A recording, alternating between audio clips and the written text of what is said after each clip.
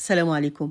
عندي شوية عجوة حلوين كده فقلت اما اعمل بيهم بقى حاجة كلنا بنحبها جدا وبنموت فيها، وكمان بنشتريها غالية قوي بصراحة، فنعمل كل حاجة في البيت كده وعلى قد ايدينا وبنظافة وجودة مفيش بعد كده. اول حاجة جبت بولة وحطيت فيها كوباية من الرايب اللي هو اللبن الرايب، وحطيت كمان كوباية من السمنة البلدي، يعني الرايب قد السمنة، وهقول لكم بديل السمنة اثناء ما احنا بنشتغل. بعد كده حطيت معلقة من الخميرة الفورية وعليهم نص كوباية من السكر وهقلب كويس قوي. طبعا السمنة انا مدفياها خفيف قوي علشان خاطر الخميرة تنشط معايا بسرعة. بعد كده بقى هحط نص كيلو من الدقيق، والدقيق ده لازم يكون لجميع الأغراض أو استخراج 72، ويفضل طبعا إن أنا أنخله. لو ما عندكوش رايب ممكن تحطوا مية عادي خالص، ولو عندكوا كمان حليب بودر حطوا مع المية معلقتين حليب بودر، أو لو مش موجود مفيش مشكلة.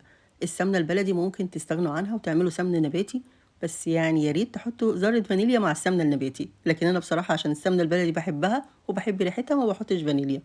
وعلى فكرة ممكن تخلطوا سمنة مع زبدة مفيش مشكلة. وحطيت كمان ربع معلقة من الملح على الدقيق وقلبت كويس قوي، وعايزة أعجن بقى. أنا مش هعجن كتير، يعني أنا مش عايزة أصلا يتكون عرق زي ما انتوا هتشوفوا كده. أنا مش عايزة يبقى فيه أي عرق، أنا بس عايزة الفراغات اللي هتبقى فيها تبقى ملساء خالص وتندمج مع بعض كده. يعني مش هاخلّي فيها فراغات علشان بعد كده لمّا نيجي نحطها في الصاج وتخرج ما يبقاش فيها كده زي خرافيش. هاوريكم برضه أثناء الخبيز أنا قصدي إيه. بعد كده بقى هاسيبها ترتاح حوالي 7 دقايق، 10 دقايق مش أكتر من كده، عقبال بس ما أجهّز العجوة. جهّزتها إزاي؟ جبت معلقتين سمنة أو معلقتين زبدة وعلى النار سيّحت العجوة دي خالص. وأول ما بردت شكلتها بالمنظر ده عشان تبقى كلها بس حتت متساوية كده، أما أحطها على طول في القرص تبقى كلها زي بعضها. عايزة أقول لكم على سر، أنا أول مرة أعمل معجنات فيها عجوة سيحت العجوة على النار من غير أي مادة دهنية، وعلى اللي حصل خرجت من الفرن مش قادرة أقول لكم العجوة كانت ناشفة قد إيه. بعد كده عرفت خلاص واتعلمت إن أنا لازم أحط أي مادة دهنية. خلاص خلصت العجوة، جبت بقى العجينة بتاعتي اللي عدى عليها حوالي 10 دقايق وقسمتها بالمنظر ده. وركزوا بقى معايا في اللي جاي ده عشان مهم جدا. اول حاجه همسك حته العجينه وانعمها كويس قوي في ايدي، وبعد كده احط فيها العجوه واقفل عليها كويس قوي، وبعدين احطها في الصاج. الصاج ده مش مهم ادهنه اي حاجه، هي فيها سمنه كتير جدا. المهم بقى يعني نمسك حته العجينه كده وانعمها كويس قوي عشان ما يبقاش فيها اي تعرجات، علشان التعرجات دي بعد ما بتستوي برضه بتفضل زي ما هي. فلازم اخلي السطح بتاعها املس خالص، او ممكن تنعموها على الرخامه زي ما بعمل كده. المهم ان انتوا تقفلوا اي تعرجات فيها خالص. هي العجينه طريه جدا بس مش ناعمه خالص يعني. بعد كده بقى هخلص الكميه كلها. انا عارفه ان العدد يعني بيضايقكوا شويه، بس هي فعلا عملت عدد كبير جدا وما اخدتش وقت خالص. انا ما خمرتش العجينه دلوقتي، شايفين الفرق بين الحته دي والحته دي؟ اللي انا نعمتها تحس ان هي خلاص بقت سطحها املس. وبرضه لو مش عارفين تطلعوا السطح املس، مره على مره ان شاء الله هتبقى معاكم المعجنات دي حلوه جدا.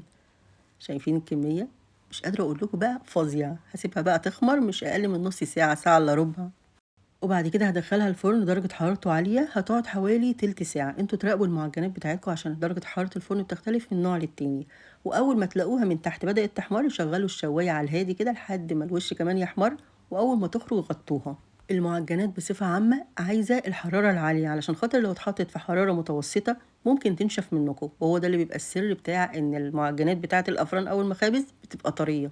بجد لو في اوبشن تشموا الريحة القمر وكمان الطعم اللي يجنن، حاجة كده من عمايل ايديكم ونظافة وجمال وكل حاجة. بصراحة كفاية ان انتوا اتعلمتوا تعملوا حاجة في بيتكم من غير ما تضطروا ان انتوا تجيبوها من بره، وكمان على قد ايديكم. يعني مفيش راي ممكن تعملوها بمية، مفيش سمنة بلدي ممكن تعملوها بسمنة نباتي بس ذرة فانيليا كده، وحاجة زي القمر وزي الفل. هعمل بقى منها كمية واحط في الفريزر، واول ما احب افطر بقى ولا اتعشى ولا اي حاجة اطلع منها شوية. مستنية تقولوا لي رأيكم فيها إيه، واللي أحسن من كده إن أنتم تجربوها وتقولوا لي هي نجحت معاكم إن شاء الله. ما تنسوش تصلوا على النبي عليه الصلاة والسلام في التعليقات، وكلنا نفكر بعض عشان ناخد أكبر حسنات ممكنة، وتشيروها بقى لكل حبايبكم، وألف هنا.